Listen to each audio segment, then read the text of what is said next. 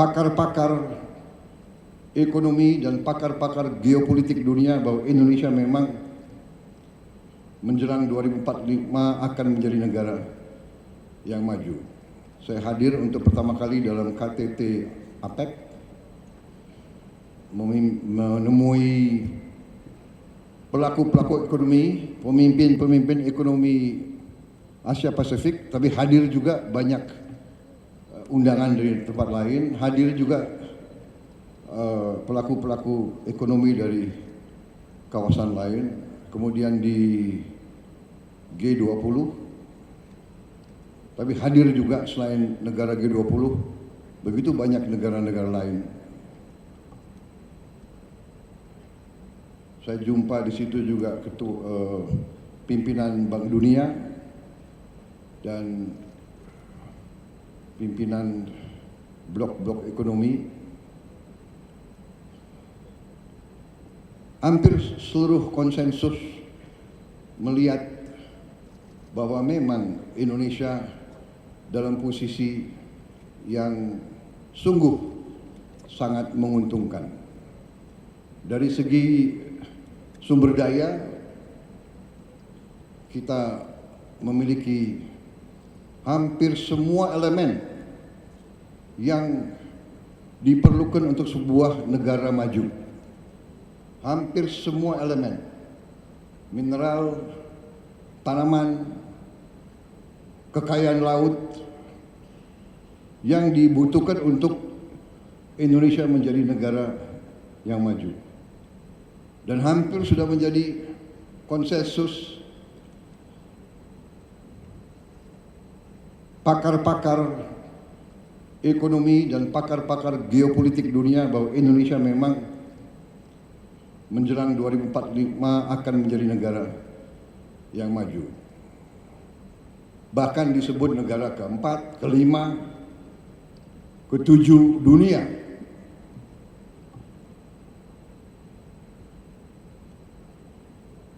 Kita faham kekayaan kita.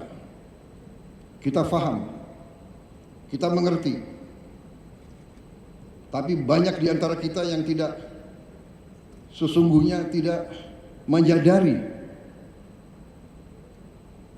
apa efek, apa impact daripada kepemilikan kita terhadap sumber-sumber daya tersebut. Sumber daya dan mineral-mineral kritis yang dikatakan critical minerals yang dibutuhkan untuk negara industri teknologi tinggi. Karena itu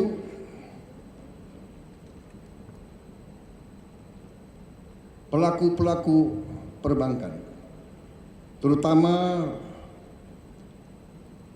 mereka-mereka yang bertanggung jawab atas kebijakan umum, atas regulasi dari pihak pemerintah, dari pihak otoritas keuangan, memainkan peran yang sangat penting. Dan untuk itu saya ucapkan terima kasih kepada Gubernur Bank Indonesia, jajaran Bank Indonesia, jajaran otoritas keuangan, dan semua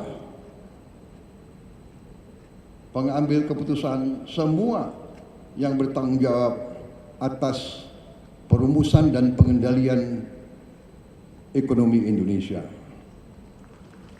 termasuk menteri-menteri dan menko-menko saya, termasuk tokoh-tokoh pemerintahan, tidak hanya masa sekarang, tapi masa-masa yang lewat. Kita berada di posisi ini karena keberhasilan pendahulu-pendahulu kita. Saudara-saudara sekalian, setiap saya keliling Indonesia disegani. Jadi saya memang menikmati mungkin usaha kerja keras pemerintah-pemerintah yang sebelumnya. Karena saya hadir di KTT tersebut, kurang 1 bulan berkuasa, kurang 1 bulan menjabat, saya sudah dihormati. Bukan Prabowo yang dihormati, Indonesia yang dihormati. Dan dalam forum ekonomi tersebut, kenapa Indonesia dihormati? Indonesia dihormati karena ekonomi Indonesia dianggap berhasil dengan sangat cemerlang.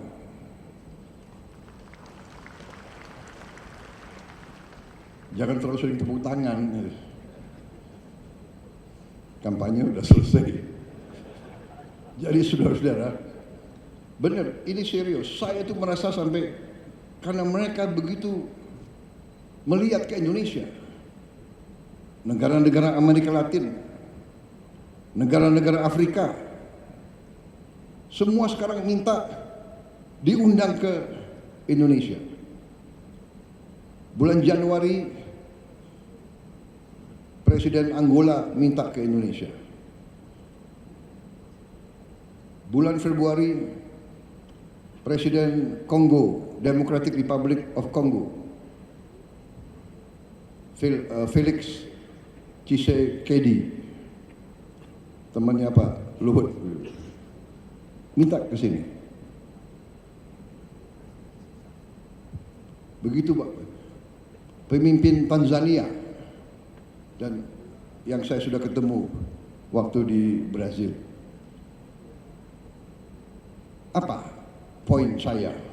Poin saya adalah kita harus bersyukur bahwa pengendalian ekonomi kita harus diakui selama ini cukup prudent, cukup bijak, cukup tertib, dan cukup aman. Saudara-saudara sekalian,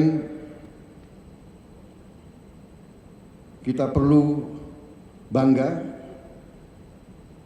negara kita negara developing, negara yang sedang membangun. Jumlah penduduk keempat terbesar di dunia, luas wilayah sangat luas, dengan segala macam masalah, suku-suku yang berbeda-beda, agama yang berbeda-beda, masalah yang berbeda-beda. Kita dapat membawa bangsa kita sampai ke sekarang